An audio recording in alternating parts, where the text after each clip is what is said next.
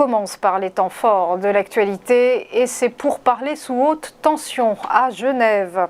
Dès ce lundi, les États-Unis et la Russie se retrouvent pour tenter de désamorcer la crise en Ukraine. Washington a déjà averti Moscou d'un risque de confrontation. Aucune concession sous pression, a rétorqué la Russie.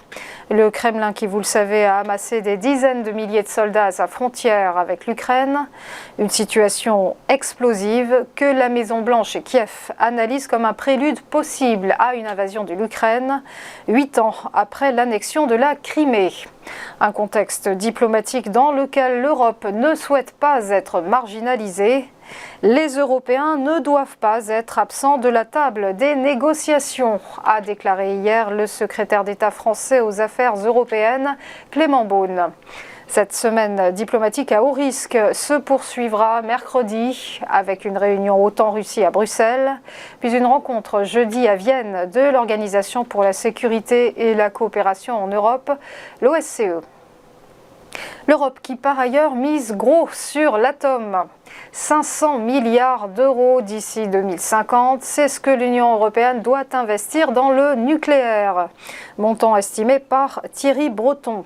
Dans un entretien au JDD, le commissaire européen au marché intérieur juge crucial d'ouvrir la labellisation verte au nucléaire dans le cadre de la transition énergétique. Les centrales existantes à elles seules nécessiteront 50 milliards d'euros d'ici 2030, détaille Thierry Breton. Le projet est d'ampleur. La Commission européenne ayant dévoilé un projet de labellisation verte pour les centrales nucléaires et à gaz, et visant à mieux orienter les flux de capitaux vers des activités durables. Objectif, lutter contre le changement climatique et atteindre la neutralité carbone en 2050. Reste que le sujet fait débat au niveau des 27, une dizaine de pays faisant la promotion active du nucléaire, contrairement à des États très réticents à l'atome civil, comme l'Allemagne ou encore l'Autriche.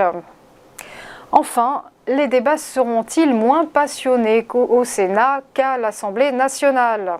C'est toute la question après la semaine mouvementée au Palais Bourbon. On parle du pass vaccinal. Adopté par les députés, le projet de loi est aujourd'hui examiné par les sénateurs. Même s'il ne devrait pas y avoir de grosses surprises, les élus majoritairement à droite ayant d'ores et déjà annoncé qu'ils se prononceraient en faveur du texte, il faudra néanmoins surveiller les amendements qui risquent d'être nombreux. Examen donc aujourd'hui à huis clos en commission des lois, puis dans l'hémicycle du Sénat demain après-midi. On passe au point bourse et petit rappel de la clôture des marchés financiers vendredi dernier. Les places européennes qui ont fait grise mine. Le CAC 40 a encore reflué, deuxième séance consécutive de baisse, moins 0,42% pour l'indice parisien à 7219 points. À Francfort, le DAX a reculé de moins 0,65% à 15 947 points. L'IBEX, lui, a abandonné moins 0,43% à Madrid, alors que le FTSE britannique, lui, était en forme, un gain de plus 0,47%. Du côté de Wall Street, on a terminé en baisse la première semaine de 2022. Après un rapport sur l'emploi décevant, seuls 199 000 emplois ont été créés en décembre aux États-Unis, très loin des 440 000 escomptés. Le Dow Jones, quasi à l'équilibre, affichait une perte de moins 0,01%, alors que le S&P 500 abandonnait moins 0,41%. Quatrième séance consécutive dans le rouge pour le Nasdaq Composite qui chutait de moins 0,96%. Enfin, un mot du Nikkei ce matin à Tokyo, quasi stable à moins 0,03%. Voilà, restez avec nous, à tout de suite pour ChronoCAC et l'ouverture des cotations.